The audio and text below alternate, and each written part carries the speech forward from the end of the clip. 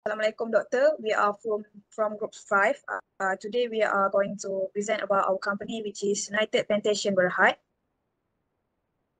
Next.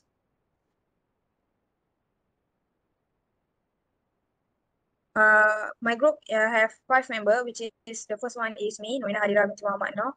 And then the next one is Aina Safia binti Setia, and Nur Farahin binti Khairi, and then Nur Sarzana binti Muhammad Rosdi. And the last one is Nur Azrina John binti Muhammad Nazri. For this slide, we have 5 different contents, which is the first one is company and industry context. The second one is accounting standard and policies. The third one is disclosure of non-current asset. The fourth one, economic, environment and asset valuation. And the last one is analytical and engaging presentation. So the first thing that I will present is about company profile. United Plantation, which is the short form is UPB. It's a Malaysian Danish plantation company founded in 1906. Through our pioneering spirit and visionary leadership, we have involved in a vertically integrated group covering the entire value chain from seed to market. UPB is a global renowned producer of certified sustainable palm oil of the highest quality. UPB mission is to produce high quality palm and coconut product through innovation, ethical practice, and environmental stewardship. UPB vision is to be a global leader in sustainable and responsible plantation agriculture.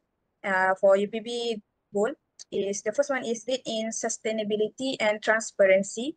The second one is maintain strong financial and operational performance. And the last one is invest in R&D, replanting, and modern technologies. Alright, so for United Plantation Berhad, UPB background, the first one is for it at 31 December 2024, UPB had a market capitalization of 12.94 billion, revenue 2.198 billion, and profit after tax of 719 million. Next, for activities that UPB include is estate mills, refineries, bakeries, advisory service, and joint venture. The next one is produce certificate sustainable palm based on product to integrated upstream and downstream operation. Also, core business focus on the sustainable cultivation and processing of oil, palm, and coconut. UPB managed 62,500 hectares of land across plantation and facilities. Also, downstream operation include modern refineries and food manufacturing unit like Unitata, Unifuji, and Burnham Bakery. And for the last one of UPB background is produce certificate sustainable palm-based product to integrated upstream and downstream operation.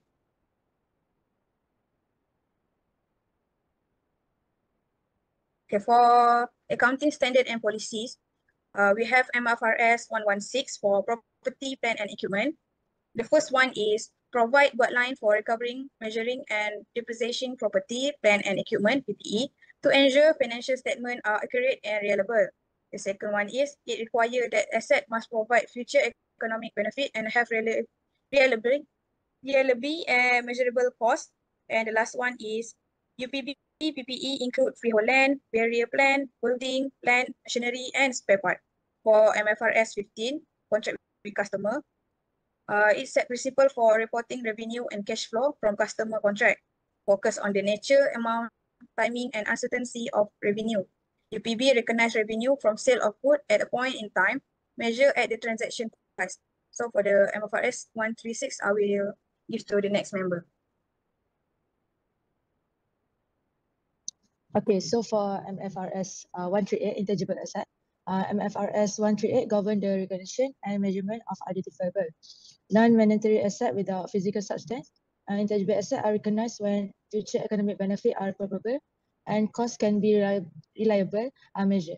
United Plantation Berhad recognize software and license as intangible asset. Initially measure at cost and subsequently amortized over their useful life, less any impairment loss. Next. So for MFRS 41, agriculture with a sales on biological asset. MFRS 131, agriculture defines the accounting approach for biological asset and agricultural produce of harvest.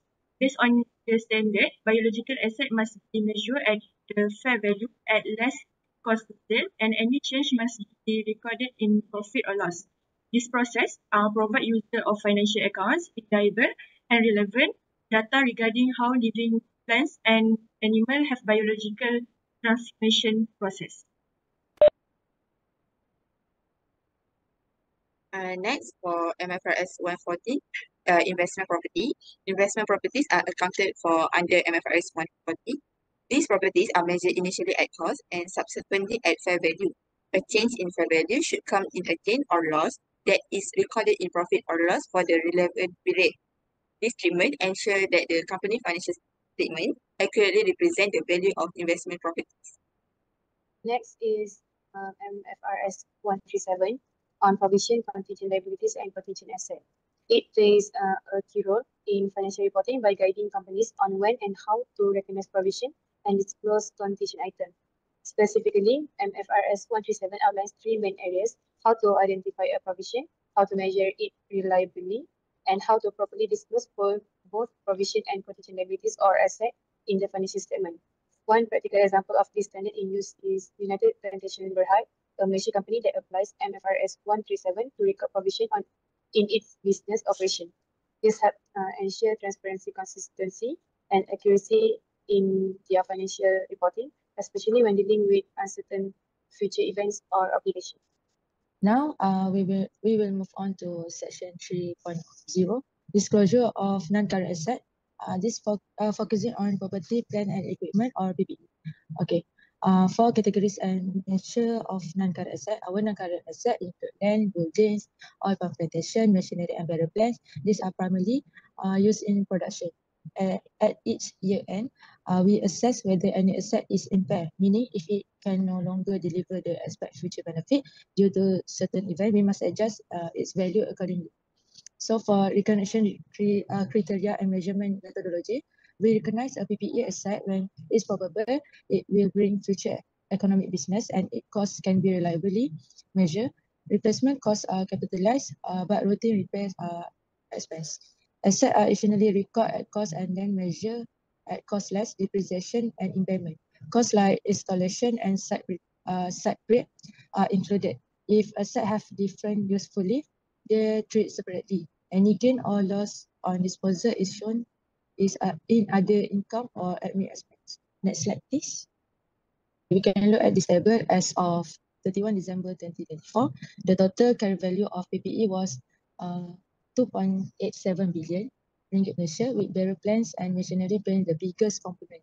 We add over RM 156 million worth of new asset this year. However, write-off and exchange difference reduced the value by around 30 million ringgit Malaysian.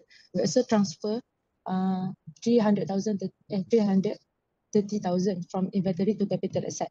Depreciation increased by 103.6 million ringgit Malaysia, bringing the total accumulated depreciation to 1.60 billion. All assets are measured using the cost model, and impairment reviews were done to ensure the value are accurate. Next. Okay, for the economic environment and asset valuation. United Plantation Berhad owns several significant non-current asset, which is a property, plant, and equipment, right-of asset, and deferred tax asset. The company operation keeps its focus on property, plant, and equipment, which including the factory, process facility, and plantation infrastructure. The company continued to hold PPE at a historical cost plus depreciation and did not perform any revaluation here, even though the possibility that implantation pressure could increase the cost of replacement and upkeep of such asset. It also means that in an environment of economic uncertainty, asset valuation must be done wisely. Okay, since lease liability are minimized by present rates, change in interest rate might also have an impact on right of use asset. So it's present long-term lease commitment like plantation plan. So, although the fact that interest rate increased in 2024 absolutely not impact on this term occurred, emphasizing that yearly agreement had been locked in a favorable rate or the lease term were consistent. Okay, for the reduced timing conflict or increased profitability, the company previously recognized the deferred tax asset were fully utilized or derecognized in company in 2024. This change show how the deferred tax position may be affected by change in taxable income and taxation regulation. A factor regarded United Plantation deal with unstable economic condition with a stable and risk-aware asset management strategy. So, we can conclude at here the economic challenge. United Plantation Berhad thinking strategically to manage and evaluate its non-current asset, indicate careful financial management by focusing on long-term operation and demonstrate minimal reactive changes. Let's move on to the next part. This bar chart shows the changes between the non-current asset in 2024 and 2023. As you can see, based on the bar chart, the joint venture has the biggest change in percentage, that is 36.3, while associate company and goodwill have the smallest amount, that is 0% changes.